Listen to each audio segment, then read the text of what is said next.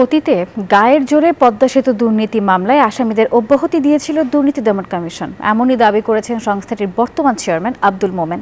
বলেন, যথেষ্ট তথ্য প্রমাণ থাকার পরেও সেই সময় এই মামলার পরিসমাপ্তি করা হয়। পদ্মা সেতু পরামর্শক নিয়োগের বিষয়ে করা মামলা নিষ্পত্তির দীর্ঘ 1 যুগ পর গত জানুয়ারিতে সেই মামলা পুনরায় অনুসন্ধানের সিদ্ধান্ত নেয় দুদক।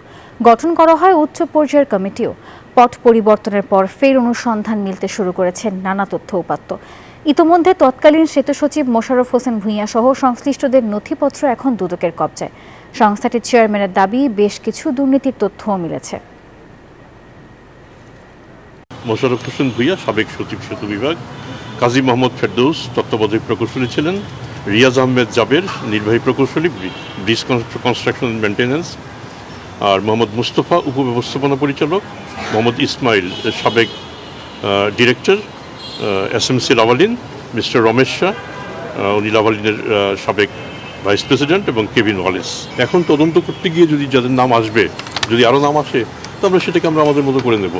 আর যদি এর মধ্যে কারো গাফিলতি আমরা পর্যবেক্ষণ করি, সেটাকে আমরা বিবেচনায় আনবো, না আনার কোনো কারণ নেই।